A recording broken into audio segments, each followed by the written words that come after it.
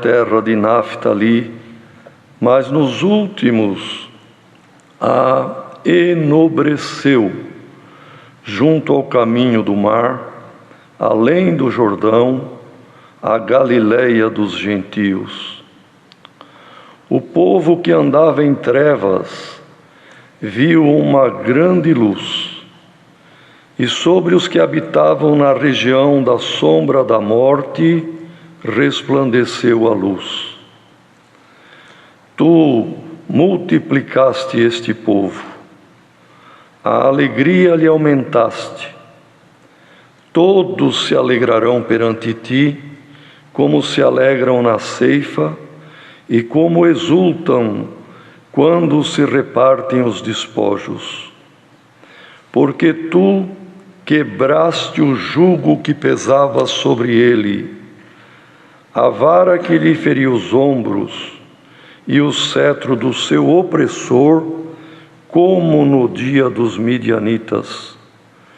Porque toda a armadura daqueles que pelejavam com ruído e os vestidos que rolavam no sangue serão queimados, servirão de pasto ao fogo. Porque um menino nos nasceu, um filho se nos deu, e o principado está sobre os seus ombros. E o seu nome será Maravilhoso, Conselheiro, Deus Forte, Pai da Eternidade, Príncipe da Paz. Aleluia. Do incremento deste principado e da paz não haverá fim sobre o trono de Davi e no seu reino, para o firmar e o fortificar em juízo e em justiça, desde agora para sempre. O zelo do Senhor dos Exércitos fará isto. Até aqui, irmãos. Amém. Querida Irmandade, de todos os profetas do Velho Testamento, que Deus se usou para deixar algum escrito, Isaías é o profeta que mais falou da pessoa do Senhor Jesus, do seu nascimento, da sua vida, e também do plano de salvação, e até mesmo lá no capítulo 53, da sua morte, que foi uma descrição precisa, irmãos, dos seus últimos momentos. De modo que Isaías, que viveu 6 séculos, 600 anos aproximadamente, antes de Jesus ter nascido na manjedoura, viu os dias, irmãos, pela fé, pela revelação, e escreveu coisas maravilhosas, irmãos, proféticas, a respeito do Salvador e do plano da salvação, e aqui nestes poucos versos, a respeito do seu reino, que, como diz aqui, do seu principado e da sua paz, não haverá fim, porque é eterno. Glória ao nome do Senhor. E no início ele diz que a terra, na verdade, Deus permitiu que fosse angustiada, que fosse entenebrecida, que as trevas tomassem conta, permitiu que fosse envilecida, quer dizer, se tornasse vil, perdesse o valor, mas depois, irmãos, tudo mudou. A luz raiou, também o enobrecimento veio, e lá numa região tão inóspita, que pertencia às antigas tribos de Naftali e de Zebulão, Irmãos, que nos dias de Cristo era a Galileia dos gentios, dos povos, das gentes. Ali mesmo, irmão, naquele lugar tão inóspito, apareceu o Senhor pregando um reino que não terá fim.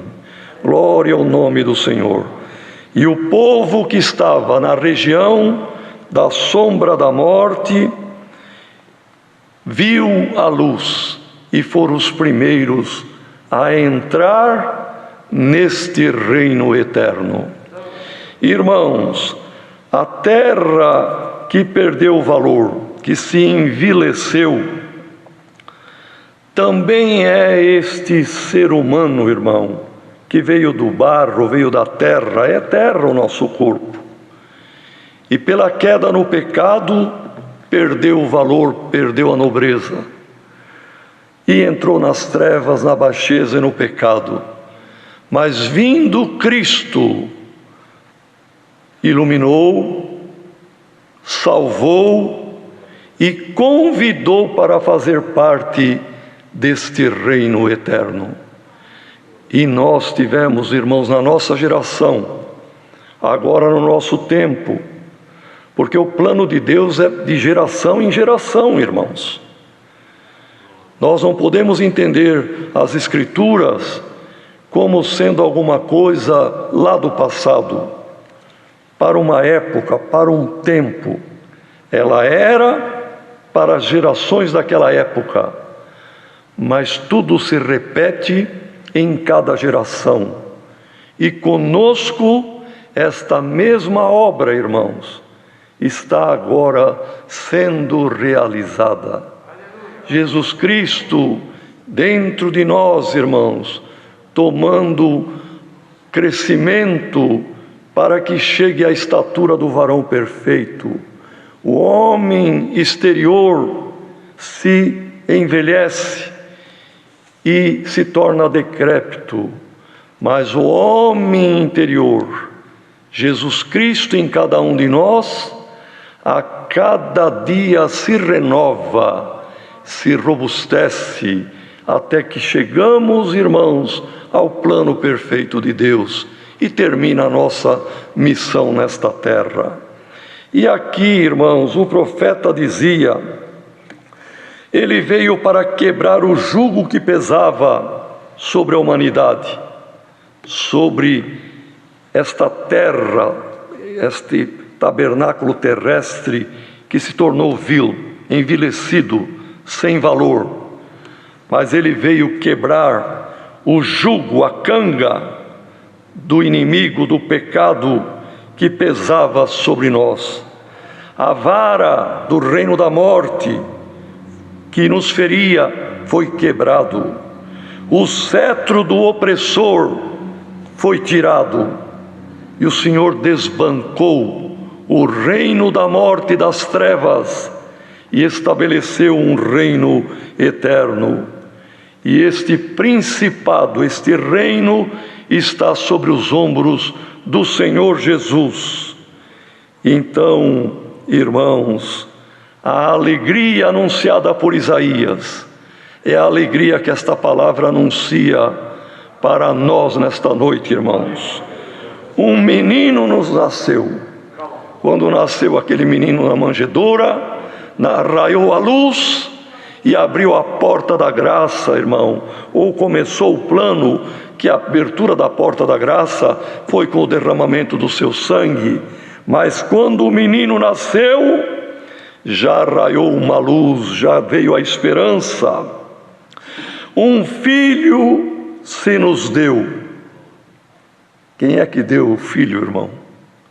O Pai, nosso Deus, deu. Por isso é dado, é graça. Um filho se nos deu. E o principado está sobre os seus ombros.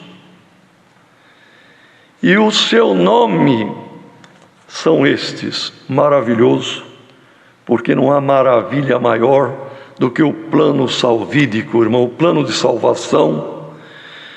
O nome do Senhor é conselheiro, porque é Ele que nos aconselha nas horas mais difíceis. Quem inspirou o servo de Deus para os conselhos que ouvimos há pouco? É o conselheiro, nosso Senhor e Salvador Jesus Cristo. E bem-aventurado quem se guia por este conselheiro. É Deus forte, pois Cristo era o Emanuel, Deus conosco. Pai da eternidade. Irmãos, a geração de um ser vivo, seja do reino vegetal ou animal, mas vamos pegar até mesmo, perdoem a comparação, no nosso caso, como é que vem a vida de um ser humano? Precisa haver uma semente que, no caso, irmão, nós temos a origem paterna e materna, e precisa ser recebido por aquilo que vai ser fecundado, no caso, o óvulo. A vida eterna em nós, irmão, por isso Cristo é o Pai da eternidade. Ele é o Verbo, é a palavra. E a palavra tem que cair na nossa alma. E havendo a fecundação, germina e começa a crescer no nosso interior. O homem salvado, o ser salvado, o ser interior, irmãos, que o exterior, esta carne, perecerá, mas dentro de cada um de nós se forma a salvação. E Ele é o Pai da eternidade, porque crendo na palavra e recebendo-a por fé, ela fecunda e gera no interior de cada um de nós a eternidade, porque o reino dele não terá fim. Então diz aqui a palavra, ele é o príncipe da paz. E do incremento deste principado, quando ele incrementa em cada um de nós, pela fé, pelo crer, gera a eternidade que não haverá fim, e este reino vai se firmar e vai se fortificar desde agora, de quando o plano foi revelado pela fé a Isaías, e para sempre. Irmãos, glória ao nome do Senhor. Este mesmo reino sem fim, que o irmão, a irmã, quem está ouvindo, e até mesmo testemunhado desta graça, que pode se considerar como nada, e o inimigo, o plano dele é soprar no ouvido: você não tem valor, você não vai se salvar, você não vale nada. Como Deus deu nos conselhos, ele continua com esse trabalho, e o homem se sente envilecido, vil, sem valor. Mas Cristo veio enobrecer. Nobre é quem faz parte da nobreza, e a nobreza pertence à realeza, e Cristo veio trazer um reino.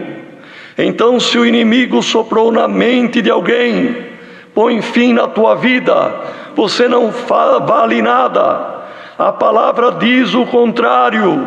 Ainda que alguém foi envilecido pelo inimigo, pelo adversário, a luz raia na tua vida e te enobrece para o reino eterno. Nos dias de Daniel, irmãos, Nabucodonosor era o imperador, e o império babilônico foi o primeiro grande império que tomou conta do mundo conhecido da época. E Nabucodonosor teve um sonho espantoso, mas quando acordou, ele lembrava que tinha sonhado, mas não lembrava o que tinha sonhado.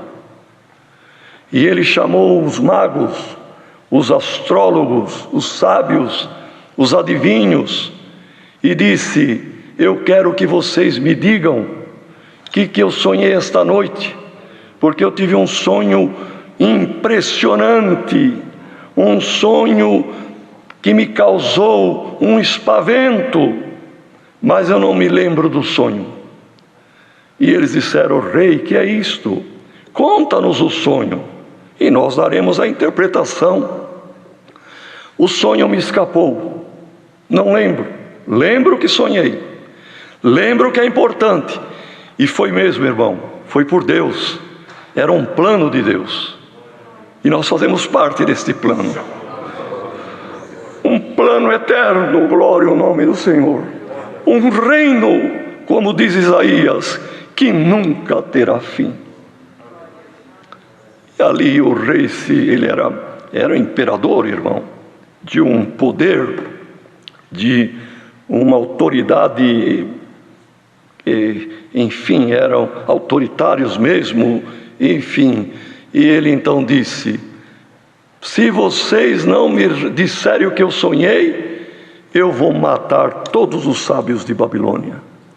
E Daniel estava, porque veio o mocinho, prisioneiro de Jerusalém, lá de Judá, irmãos, e como era um homem sábio, e que foi também criado em toda a ciência, toda a literatura, ele era contado entre os sábios, e estaria na conta de quem ia morrer. Mas ele era amigo do capitão, que era o comandante de tudo ali, e o rei tinha dito: passa a ordem que vão morrer todos se não me contarem o sonho. Então Daniel falou com o seu amigo: peça um tempo ao rei, aguarde um tempo para executar a ordem do rei, deixa que eu vou orar a Deus. E entrou onde morava com os companheiros, irmãos, Ananias, Misael e Azarias, e disse: nossa vida corre risco, vamos buscar de Deus, o Deus do céu, que revela segredo, que Ele revela para nós o sonho do rei e também a sua interpretação. E assim oraram. Passou dias. Irmão, quem sabe passou pela mente de alguém: os irmãos estão mandando orar, os irmãos estão falando para ter fé, mas os dias estão passando. Estão mesmo, irmão, porque tudo tem um tempo determinado por Deus. Mas a tua oração não está perdida, a tua fé não é vã no Senhor. O tempo está passando, mas o dia da realização da obra do Senhor está chegando. Glória ao nome do Senhor. E numa noite, Deus deu para Daniel o mesmo sonho que havia dado para Nabucodonosor. E amanhecendo o dia, estava muito claro na mente de Daniel, e Deus deu também a revelação. E ele chamou os companheiros: vamos agradecer a Deus. E agradeceram a Deus, e mandou que preparassem o rei, e na hora certa ele compareceria.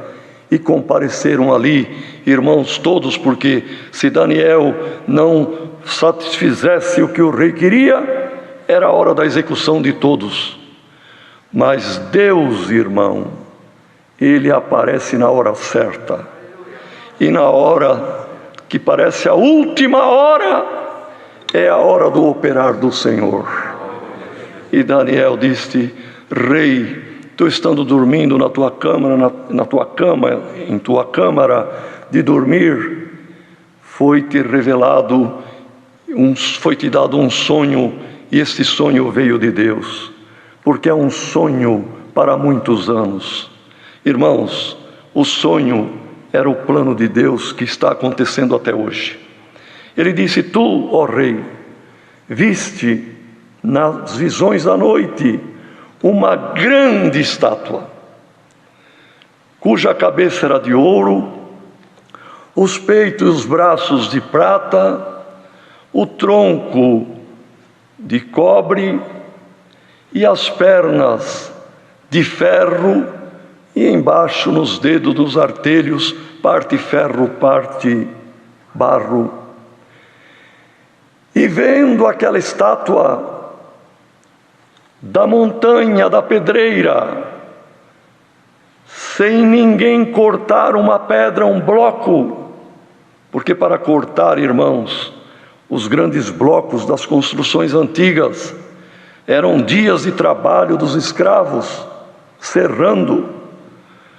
Mas uma pedra sem mãos e sem ninguém cortá-la, foi cortada, apareceu, e veio, e bateu nos artelhos e nos dedos da estátua, e começou a virar pó, uma implosão, irmão, e as pernas viraram pó, o tronco virou pó, o peito virou pó, a cabeça virou pó, e aquela pedra permaneceu, e o pó do que restou da estátua, veio o vento, soprou e levou, e desapareceu, mas a pedra permaneceu,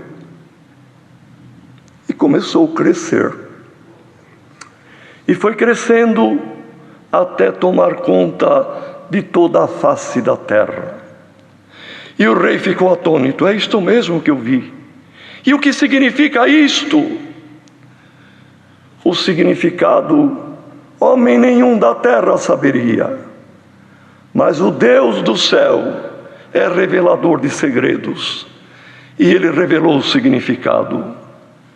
A cabeça de ouro és tu, Nabucodonosor, e o teu grande império. O peito de prata será um outro império que virá após o teu, e depois de algum tempo o sucederá um outro do bronze ou do cobre, e depois virá um outro do ferro, as pernas, um outro império que dominará o mundo. E nos dias desses imperadores do ferro, a pedra virá um reino diferente, que não é reino humano, é um reino que durará a eternidade. Os reinos da terra viram pó no esquecimento da bruma do passado e desaparece, mas o reino que virá nos dias dos reis do ferro, do reinado de ferro, ele virá sem mão, sem toque da cabeça ou da mão humana, se estabelecerá nesta terra e crescerá e ocupará toda a terra, e esse reino nunca mais terá fim. Irmãos, Daniel viveu, e o reinado dos babilônios, não precisa ser grande conhecedor de história, sabe que o reinado babilônico, irmãos, foi a cabeça de toda a estrutura da sociedade humana, das filosofias, da escrita. A escrita cuneiforme começou, irmão, as primeiras escritas em Babilônia. A base da sociedade se organizar começou por Hammurabi, que fez um código de ética e de direitos, com penalidades, tudo como uma cabeça que pensa. Foi no reinado babilônico que originou das coisas concernentes a esta vida, dos principados humanos, dos reinados humanos, daquilo que é da terra. A organização começou lá, como começa na cabeça. Depois de Daniel, cerca de 100 e poucos anos, foi o reinado ou império medo-persa, que na verdade eram os medos no norte e os persas mais ao sul, mas se uniram. Era o peito e os braços de prata, e realmente, como se tem dois braços, foram dois povos muito grandes e fortes, a Média e a Pérsia, e formaram o império que dominou o mundo. A união, a força, os braços, e viveram por 200 anos comandando o mundo. Mas capitularam sob os gregos, que era o reinado do cobre ou do bronze. E os gregos trouxeram também para essa estrutura humana a filosofia, as artes, os esportes. Por isso, o tronco mais embaixo. Mas também os gregos terminaram, irmão. Tudo vira pó, o que é humano, o que é da terra, o que é da mente, do coração, das pernas, dos braços humanos, tudo termina e vira pó. Mas o reino da pedra fundamental, da rocha eterna, glória ao nome do Senhor, esse reino não terá fim. Sucedendo os gregos, vieram os romanos, o Império Romano, conquistando a base do ferro, o elmo na cabeça, a couraça, a espada. Glória ao nome do Senhor. 2 pernas. Por quê? Uma perna baseada em Roma, outra perna baseada em Constantinopla, o reino romano do Ocidente e do Oriente. E Deus revelou, nos dias destes reis, a pedra virá. E quem lê o início do Evangelho de Lucas vai encontrar, nos dias de César Augusto, imperador romano, houve um censo para se fazer o recenseamento, uma ordem, um decreto, para fazer o censo. E José e Maria tiveram que vir na cidadezinha de origem deles. E um menino nos nasceu. Um filho de Deus se nos deu. E a pedra veio, irmão. Diferente de todo o raciocínio humano, diferente de toda a mentalidade, de todas as armas. Os braços são armas, irmão, as forças, diferente de toda a situação da filosofia humana, ou da força da corrida do ferro do Império Romano, e tudo que o homem tem, irmão, tudo vira pó. Glória ao nome do Senhor. Mas aquele pequeno menino, aquele filho que foi dado, veio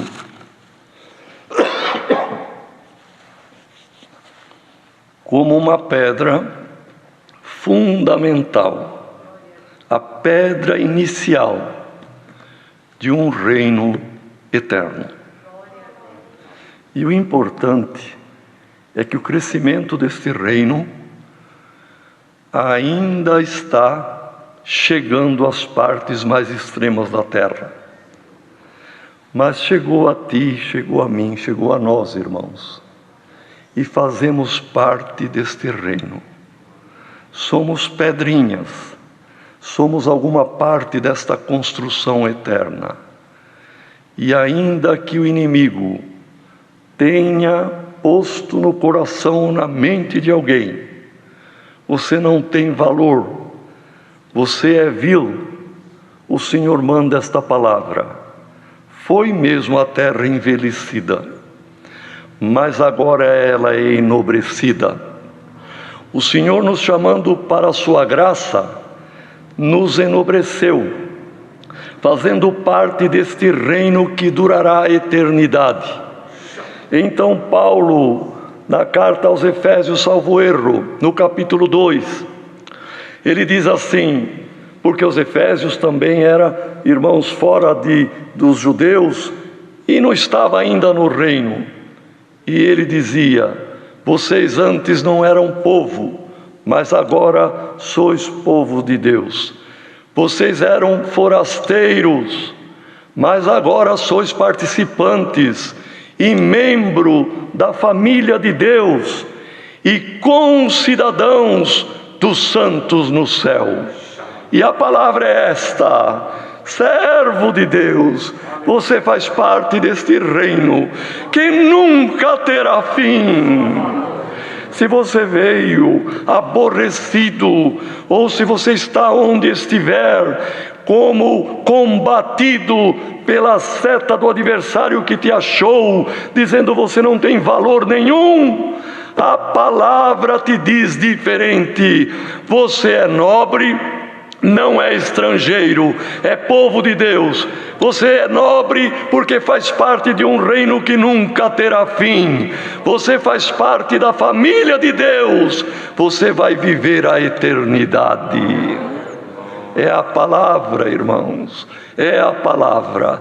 Glória ao nome do Senhor. Se alguém pensava diferente, volte pensando na grandeza da obra de salvação, que a luz também raiou em ti, e o Senhor, pela sua palavra e pela sua obra de salvação, te faz participante deste reino que durará a eternidade. É a palavra. Deus seja louvado.